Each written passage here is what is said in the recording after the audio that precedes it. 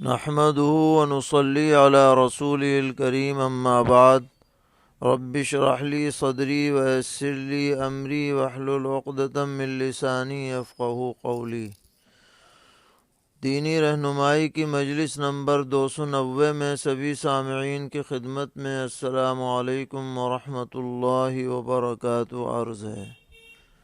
ایک صاحب نے سوال کیا ہے کہ ہم نے یہ سنا ہے کہ پیغمبر علیہ السلام نے فرمایا کہ تم لوگ نیک اعمال کی طرف جلدی کرو قبل اس کے کہ ایسے فتنے رونما ہوں جو اندھیری رات کے ٹکڑوں کے مانند ہیں، جن کی وجہ سے آدمی صبح کو مومن ہوگا اور شام تک کافر ہو جائے گا، یا شام کو مومن ہوگا اور صبح تک کفر میں مبتلا ہو جائے گا، اور آدمی دنیا کے تھوڑے سے ساز و سامان کے بدلے میں اپنا دین بیچ ڈالے گا۔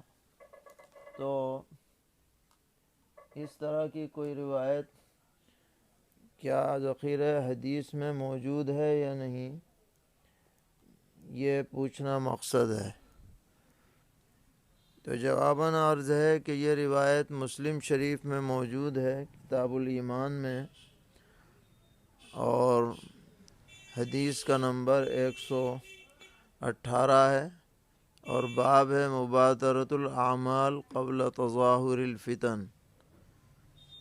اور اس حدیث کا مفہوم بھی واضح ہے کہ دنیا میں طرح طرح کے فتنے رونما ہوں گے، اور ان فتنوں کے رونما ہونے سے پہلے آدمی کو اپنے نامہ اعمال کو نیکیوں سے بھر لینا چاہیے، اور ایک وقت ایسا بھی آ جائے گا کہ آدمی دین کے مقابلے میں دنیا کو ترجیح دے گا اور معمولی اغراض اور مفادات کی وجہ سے دین کو فراموش کر دے گا۔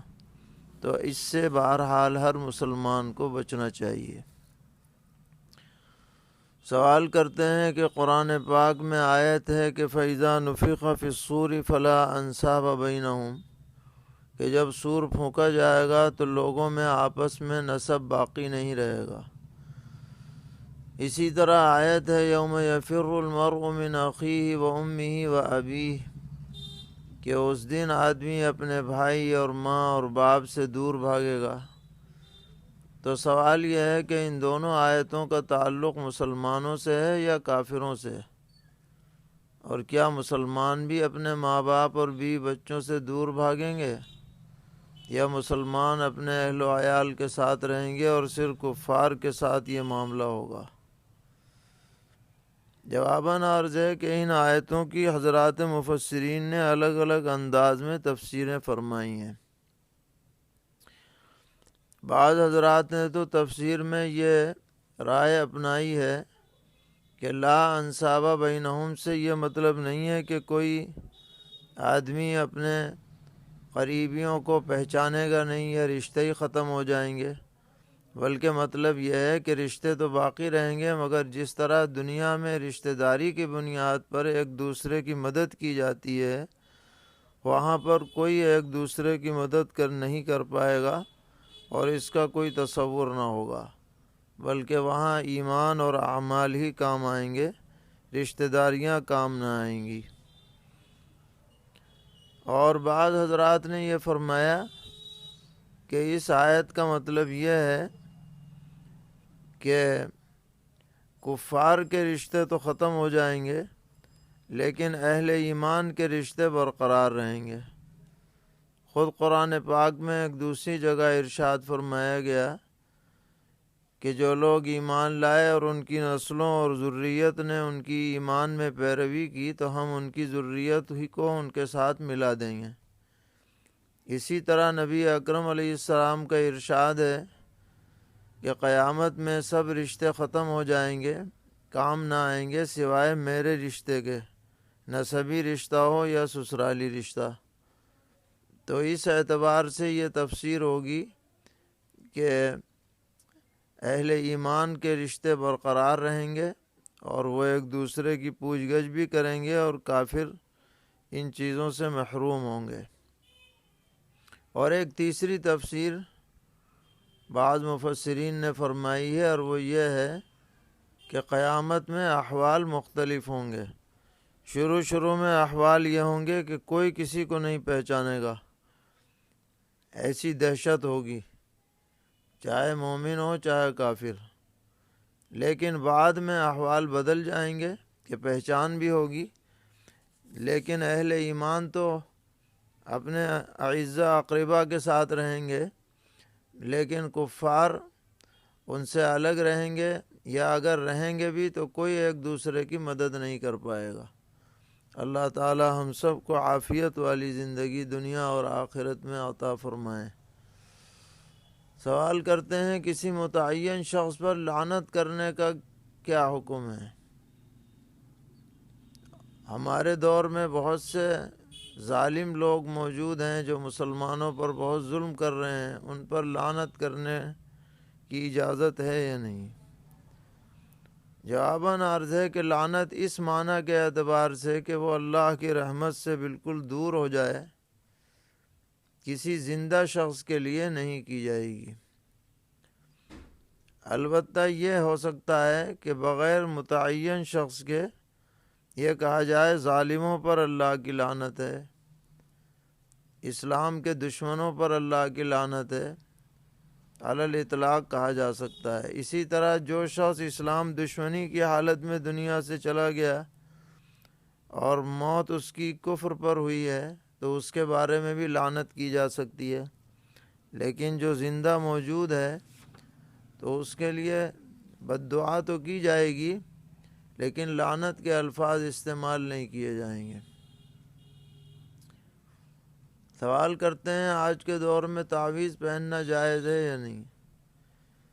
جواباً عرض ہے کہ اگر تعویذ میں صحیح باتیں لکھی ہوئی ہیں، کوئی آیت لکھی ہے، کوئی اچھا کلمہ لکھا ہے، تو فی نفسی ہی اس کا پہننا مباح ہے، کوئی فضیلت کی بات بھی نہیں ہے، لیکن کوئی پہنے تو کوئی منع بھی نہیں ہے، اور نہ پہننا زیادہ بہتر ہے۔ سوال ہے کسی سے ناراضگی ہو یا بول چال بند ہو تو اسے کب تک منانے کی کوشش کی جائے؟ جواباً عرض ہے کہ اس کی کوئی تحدید نہیں ہے، جہاں تک بھی ہو سکے اس کو منانے کی کوشش کرنی چاہیے، اور اگر اس کا کوئی حق ہے تو اس کے حق کی ادائیگی ہونی چاہیے، کوئی وقت اس کے لیے مقرر نہیں ہے۔ سوال کرتے ہیں ہمارے یہاں سخت سردی پڑ رہی ہے، 6 ڈگری ہے، اور میں جنابت کی حالت میں ہوں، پانی حد درجہ ٹھنڈا ہے، اور گرم پانی کرنے کا جو انتظام ہے وہ برتن اتنا چھوٹا ہے کہ اگر میں بالٹی بھرتا ہوں تو فجر کا وقت نکل جانے کا خوف ہے، تو کیا میں تیمم کر کے نماز فجر ادا کر سکتا ہوں؟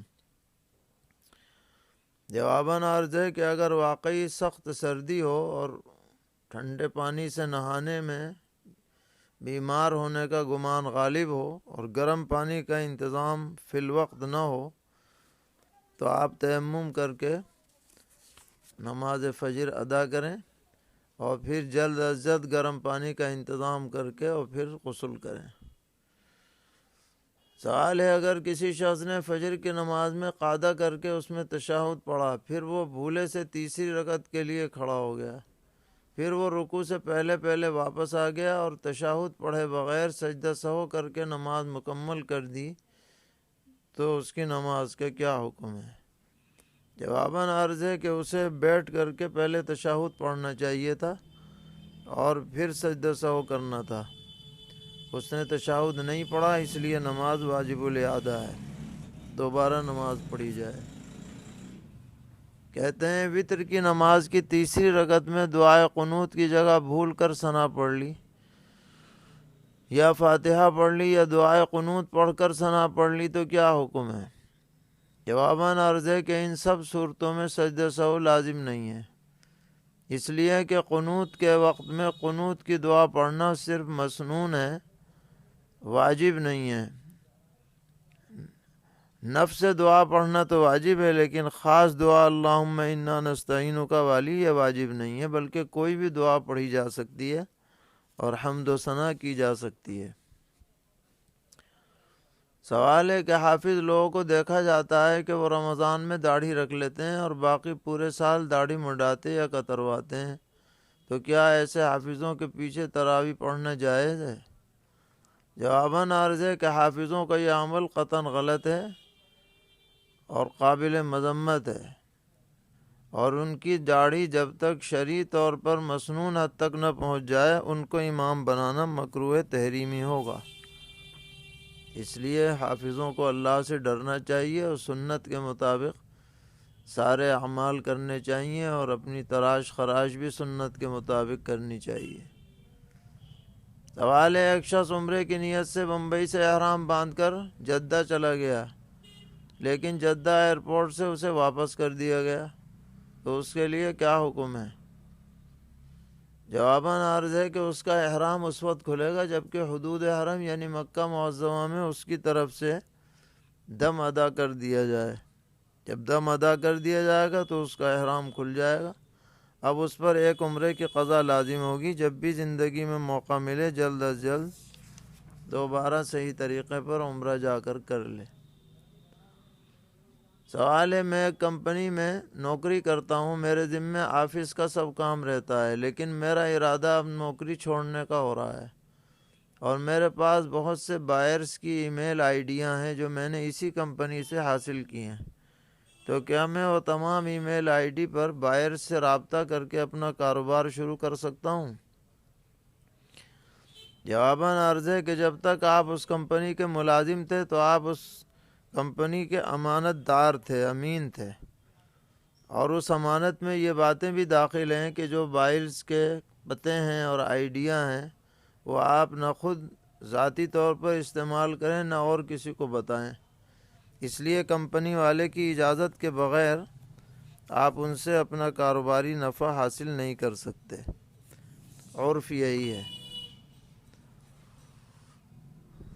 سوال کر رہے ہیں، ایک شخص نے اپنے خطاب میں یہ کہا کہ نماز جنازہ میں بہت سے لوگ نیت اس طرح کرتے ہیں کہ نیت کرتا ہوں میں 4 تکبیر نماز جنازہ پیچھے اس امام کے واسطے اللہ تعالیٰ کے منہ کعبہ شریف کی طرف، اور دعا واسطے حاضر میت کے۔ تو یہ جو لفظ ہے کہ دعا واسطے حاضر میت کے، یہ کون سی دعا ہے؟ اور اس کے اندر یہ الفاظ کہنے ضروری ہیں یا نہیں؟ یہ ان کا سوال ہے۔ تو جواب یہ ہے کہ نیت میں مذکورہ الفاظ زبان سے ادا کرنے ضروری نہیں ہے، بلکہ نیت دل کے ارادے کا نام ہے۔ اگر ہم صرف یہ نیت کر لیں کہ ہم نماز جنازہ پڑھنے جا رہے ہیں تو بس اتنا کافی ہے، یہ ساری تفصیل کی ضرورت نہیں۔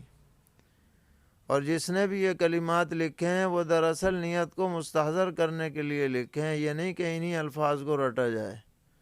اور اس میں جو یہ لکھا ہے دعا واسطے حاضر میت کے، اس کا مطلب یہ ہے کہ نماز جنازہ جو پڑھی جاتی ہے اس میں میت کے لیے دعا مطلوب ہوتی ہے، چنانچہ آخری تکبیر سے پہلے جو دعا ہے وہ میت کے لیے مغفرت کی دعا ہوتی ہے۔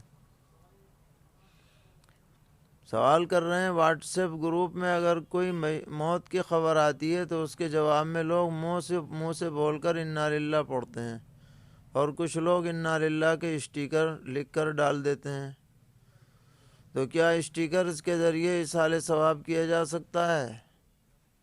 جواباً عرض ہے کہ جب کسی کی وفات کی خبر ملے تو انا للہ کہنا یہ دراصل اظہار افسوس کی ایک صورت ہے، یہ ایصال ثواب نہیں ہے۔ ایصال ثواب تو جب ہوگا جب آپ کچھ تلاوت پڑھیں یا قرات کریں یا کوئی اور اچھا نیک عمل کریں پھر اس کا ثواب پہنچائیں، تب ایصال ثواب ہوتا ہے۔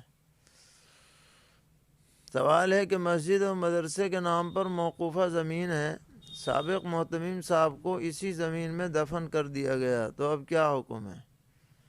جواباً عرض ہے کہ مدرسے کی یا مسجد کی جو موقوفہ جگہ ہوتی ہے اس میں کسی کو دفن نہیں کرنا چاہیے، یہ واقف کی منشا کے خلاف ہے، اور اگر بالفرض دفن کر دیا گیا تو جب تک قبر تازہ ہو اس کو برقرار رکھا جائے، لیکن جب مدرسے اور مسجد کو توسیع وغیرہ کی ضرورت ہو اور عرصہ دراز گزر جائے، 20 سال گزر جائیں، تو اس جگہ کو برابر کر کے وہاں بلا تکلف تعمیر وغیرہ کی جا سکتی ہے۔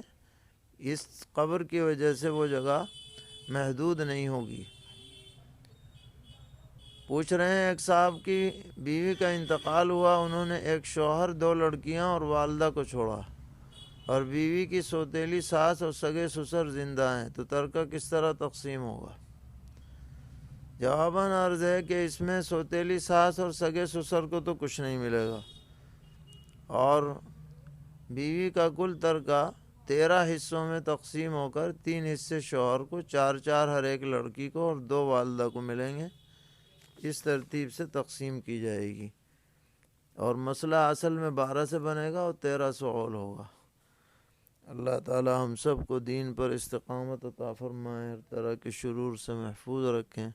وصلی اللہ تعالی علی خیر خلقہ محمد وعلی آلہ واصحابہ وذریہ